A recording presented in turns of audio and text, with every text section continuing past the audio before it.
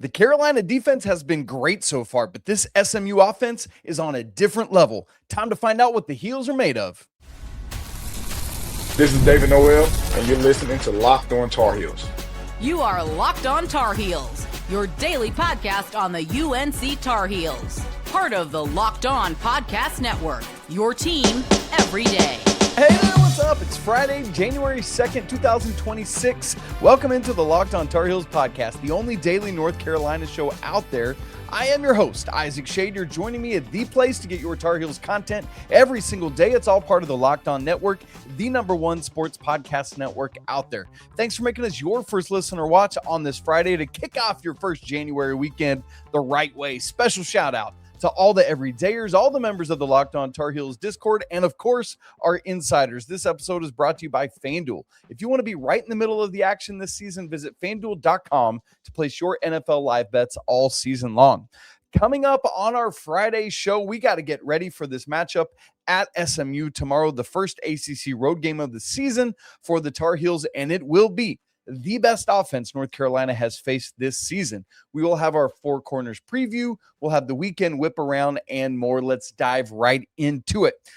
The North Carolina Tar Heels defense has been great. We've enumerated why between how many points Carolina has held their opponents to, the field goal percentage, the 2-point field goal percentage, the effective, all of it. Carolina's defense is electric.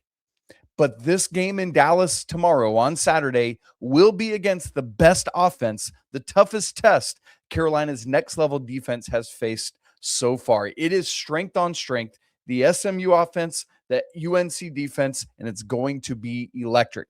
SMU, 91.1 points a game. That's second in the ACC. That is 16th in the nation. The only ACC team scoring more is Louisville, and they're just 0.4 points higher. These are the only two teams in the ACC getting over 90 points a game. But of course, as you know, North Carolina is allowing only 63.7 points per game. That's first in the ACC, and that's 17th nationally. So SMU, 91.1 points a game scored.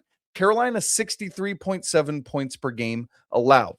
And as we often say, something's going to give. Who's going to win that tug of war? Somewhere between 93 and 67, or 91 and 63, excuse me, you get to about 75-ish, 76, somewhere in there is kind of the mid-range point, which is funny because that's what Carolina's held every opponent under.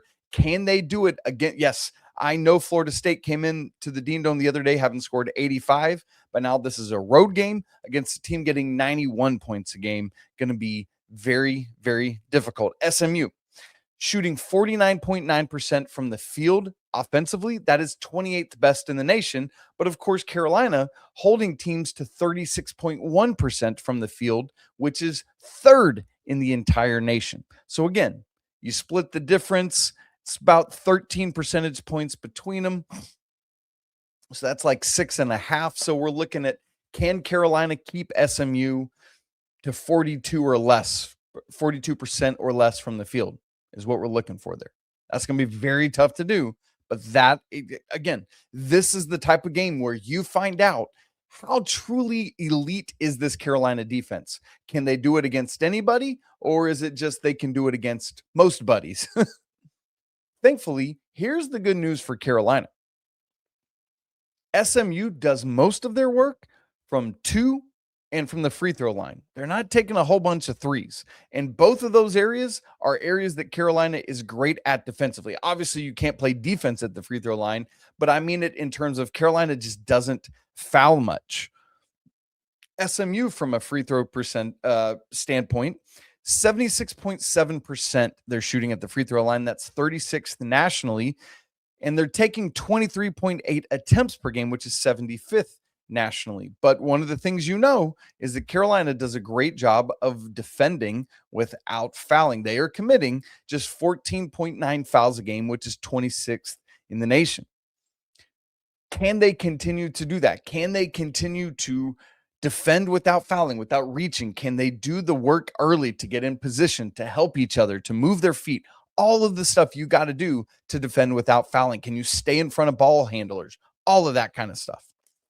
But also, SMU basically makes their living from inside the three-point arc. Their two-point percentage is 57.8, which is 58th nationally, but they attempt 43.22s a game, which is 11th nationally. As you know, not only is North Carolina's total field goal defense really, really good, their two-point field goal defense right now, as I record, is second in the nation, holding teams to just 40.6% or less. Or 40.6% is the average that Carolina is holding opposing offenses to. So something's got to give here, and we're looking to see, can Carolina be tough enough, do everything they got to do to hold a 15th straight opponent under 75? Can they hold a 7th straight opponent under 40% shooting?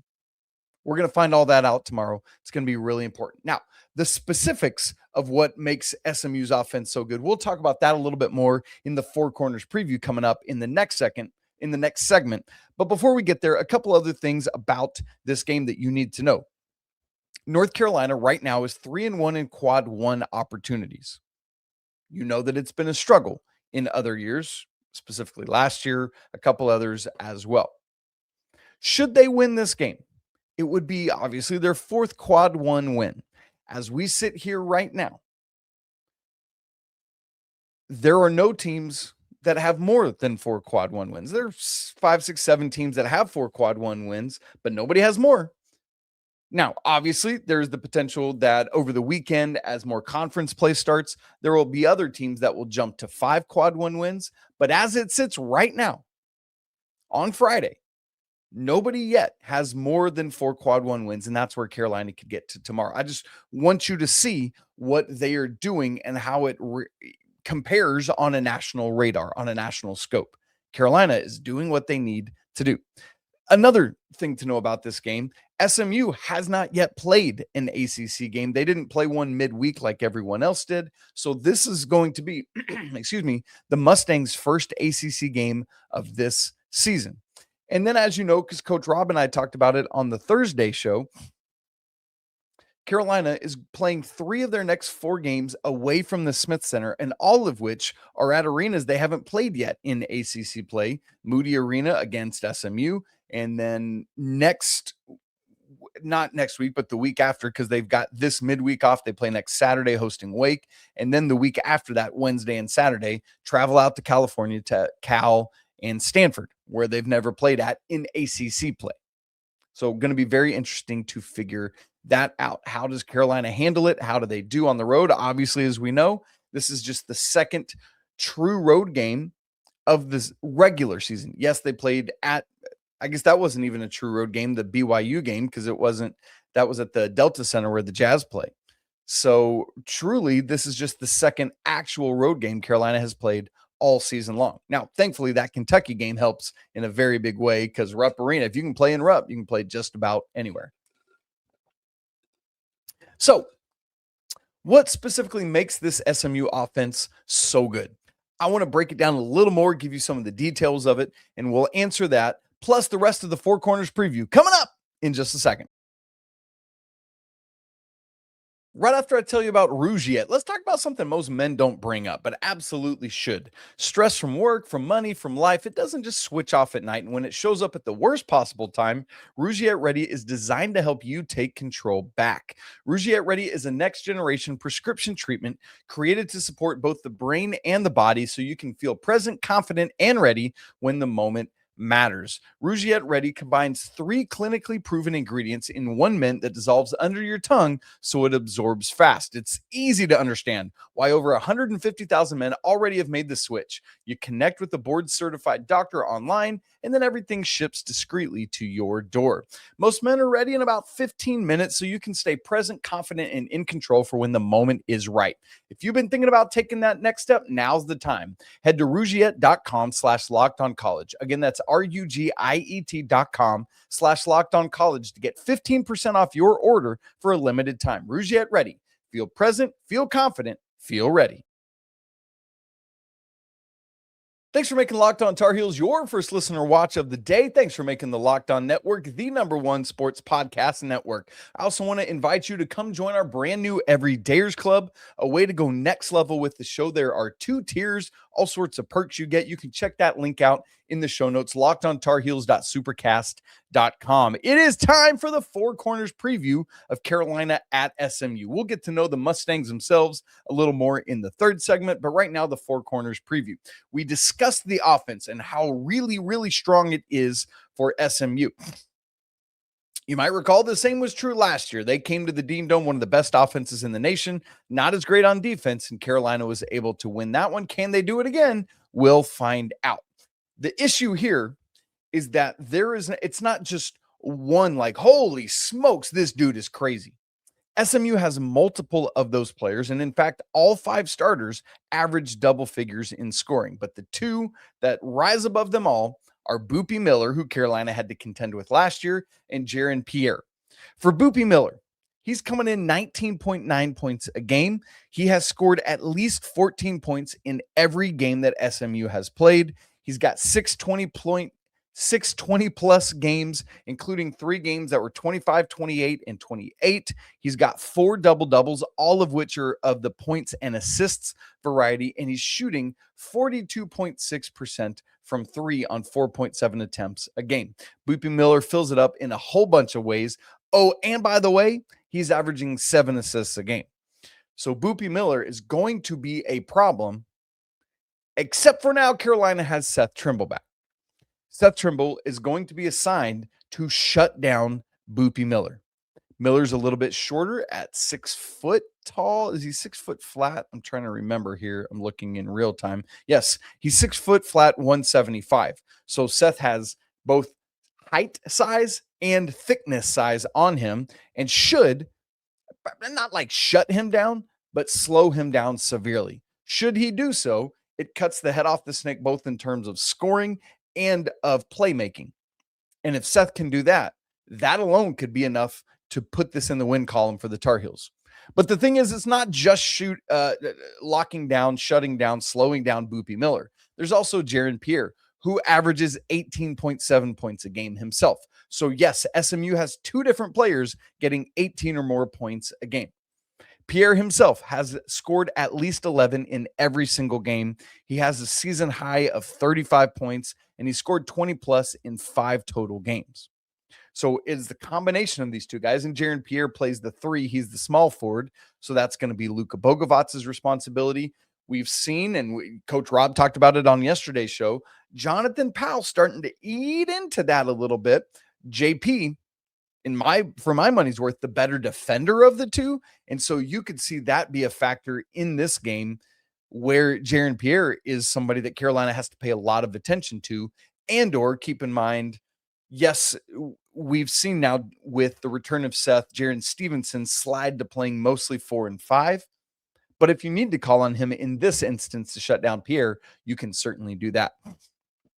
But the other 3 starters score in double figures as well. BJ Edwards, 13.5, Corey Washington, 12.4, and Shamet Yagidoglu at 11.5 points a game. So Carolina definitely has their work cut out for them. Although, as we'll talk more about in segment 3, SMU does not play much depth. After those guys, it falls off a cliff, and the next highest scorer for SMU after those top 5, let me get back up to the top, is 6.8.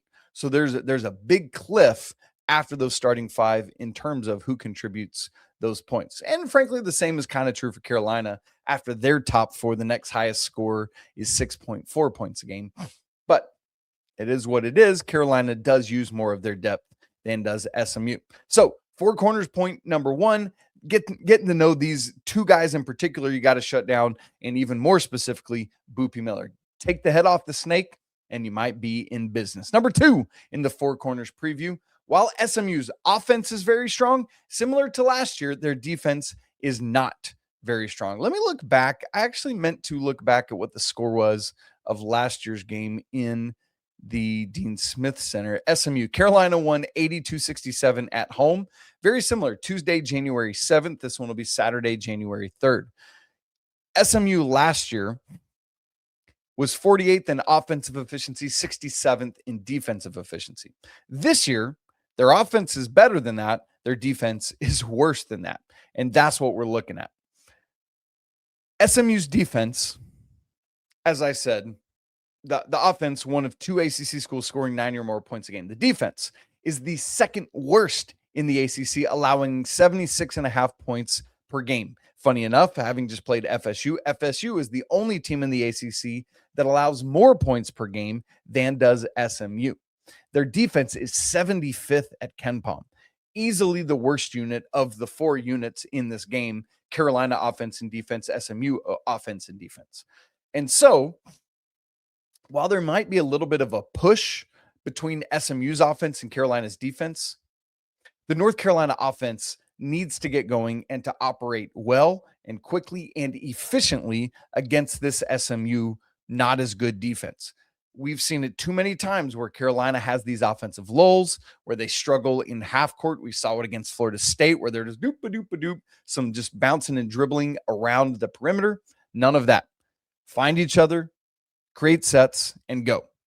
Number 3 in the Four Corners preview, Carolina's going to have to hang on to the ball. They've been doing great in that regard, but SMU is 3rd in the ACC in steals at 8.7 steals a game.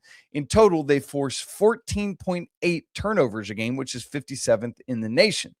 But what you probably know, because you're a great listener to, or watcher of Locked On Tar Heels, is that Carolina has been doing a great job themselves taking care of the ball. They are only coughing it up 9.9 turnovers a game, which is 27th in the nation. And their turnover percentage is just 14.3%, which is 29th in the nation.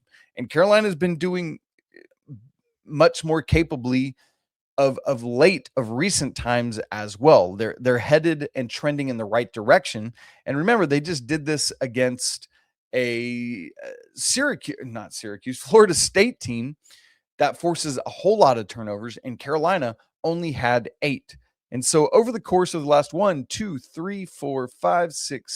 8 games, Carolina has been in single-digit turnovers 6 times. 6 times in the first 14 games of the season. That's just 1 game shy of half. Can they do it again against SMU? We're going to keep our eyes and ears on it, but SMU is good at taking the ball away. So again, a strength on strength situation. We'll see which one wins out. Final thing here in the Four Corners preview, offensive rebounding for SMU is a big strength. So for North Carolina, defensive rebounding is going to be key. SMU rebounds, offensive rebounds at a rate of 37.1%, which is 38th in the nation. They get 13.4 offensive rebounds a game, which is 4th in the ACC, 53rd nationally. It is Yigitaglu, and we haven't talked about Toombs yet, but Toombs is one of their guys off the bench. These two guys lead the way in terms of offensive rebounding percentage at 14% and 12% respectively. So the Carolina front court is going to have to do their work. And frankly, everyone's going to have to pitch in. For example, Seth Trimble, a great rebounding guard as a 2, he's got to dive in and help as well. Carolina has to defend well, again, without fouling, as we talked about earlier, but then they've got to end the possession with the defensive rebound. Keep the Mustangs off the offensive glass. And Carolina typically does a great job with that. They are getting 30.3 defensive rebounds a game, which is the best in the ACC. In fact, the only team in the ACC getting 30 rebounds defensively a game. And Carolina is 8th nationally in defensive rebounds per game. Now, all of these, as every stat is just numbers. You got to go out and do it game after game after game after game. You got to have the want to box it. Like that rebound that Caleb Wilson got against Florida State, it was an offensive rebound where he's basically out on the other wing in front of the Carolina bench. The ball comes off the baseline, basically baseline on the other side. He sprints across the floor and is the one to get it. That level of want to, and I know that's an offensive rebound, but you get my point. Carolina has to be the aggressor on the glass. Box out. Don't just like, oh, my guy's way over there. Find somebody, stick your butt into him, and box him out, dagummit, and then go get a rebound or let box out so that somebody else can go do it. Carolina does that. they could win. So there's your Four Corners preview for SMU. We'll look back at how Carolina did with that in our Four Corners recap on the back end of this thing. Now, we still need to get to know SMU a little bit better. I got to make a game prediction, and we do have some other sports back in action this weekend, so we'll get our weekend whip around as well. All coming up in just a second. Right after I tell you about FanDuel. Fridays always feel different during basketball season, and FanDuel is making them even better. Every Friday night before the games tip off, FanDuel gives fans a brand new way to kick off the weekend with NBA Happy Hour, which is your official pregame, a limited time window where special offers drop inside the app. Boosts, bonus, other surprises. It's really cool. All of that happening on Friday nights before the action starts from 6 to 7:30 p.m. Eastern time. That's appointment viewing for you, NBA Happy Hour. It's easy because the timing is perfect. Right before the games, right after you get home from work on a Friday, right before the weekend starts, it adds extra energy to Friday night without overthinking it. It's great stuff, NBA Happy Hour. How about some ACC regular season championship odds, which are always adjusting and updating at FanDuel? Duke's odds are not as great anymore. They're now at -105. Louisville second at +210, then Clemson at +1100, and then Carolina tied with NC State at +1500, the fourth best odds. I continue to fail to understand where they get those numbers, but it's good. Take advantage of it if you believe in the Tar Heels to win the conference. And before tip-off on Fridays, tonight, check the FanDuel app and see what's dropping during NBA Happy Hour. Again, 6 to 7:30 p.m. Eastern. A little basketball, a little action, a whole lot of Friday energy. That's NBA Happy Hour only on FanDuel, the official sportsbook partner of the NBA. Let's get ready for this game. Carolina at SMU tomorrow, Saturday, January 3rd in Dallas, Texas at the Moody Center, 2:15 p.m. Eastern time. That can only mean one thing. It's on the CW because they're the only team, the only network that gives that nice little grace period so we don't have to put the game on another network for a while the game before it ends. Thank you, CW. We appreciate you. This is Carolina's second ACC game, obviously their first road ACC game. We said it earlier, but it's SMU's first conference game. FanDuel line is not out yet, but guys, hear me say this right now. Both KenPom and Torvik have SMU -1 and a very similar score, 77-76 at KenPom, 76-75 at Torvik.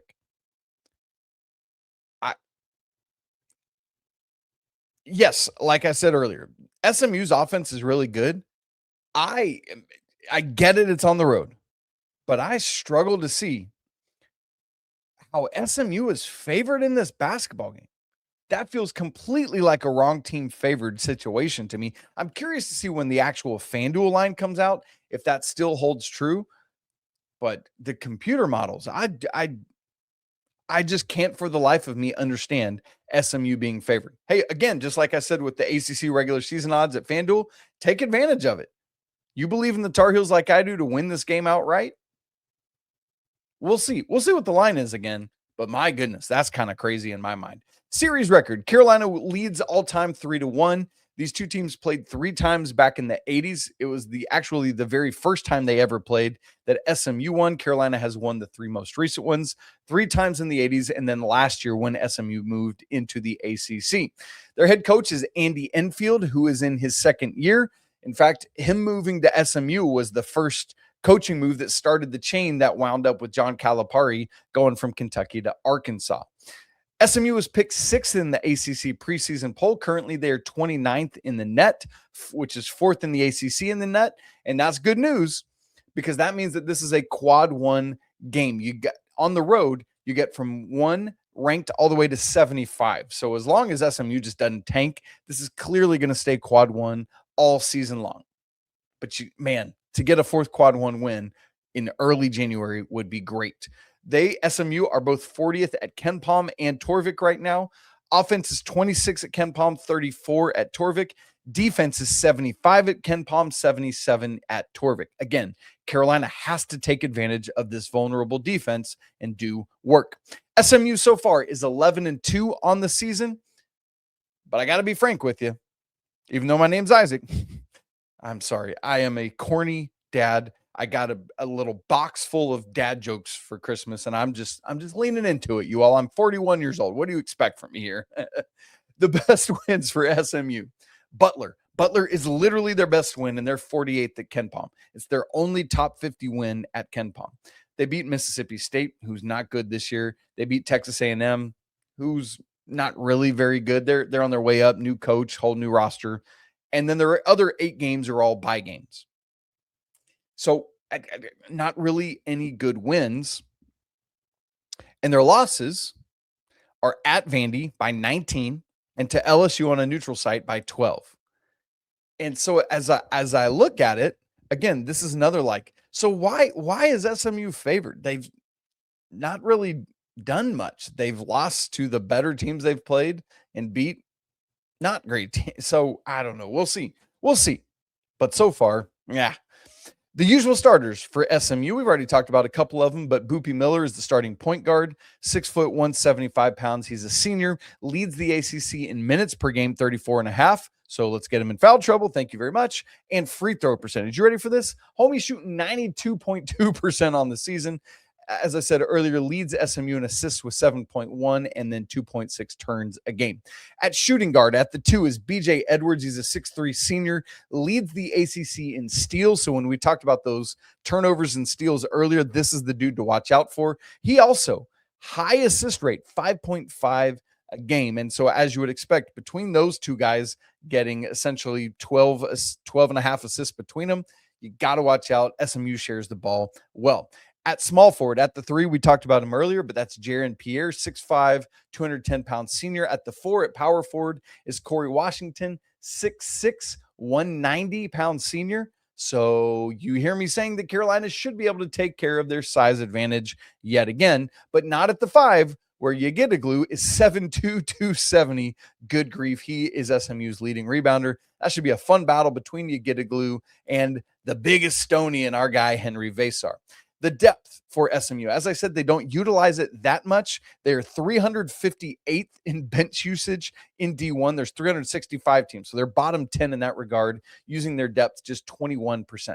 The 2 main guys you need to watch out for, one of whom we've already talked about, Jaydon Toombs, who's one of the 2 better offensive rebounders on this team, 6'10", 230-pound freshman.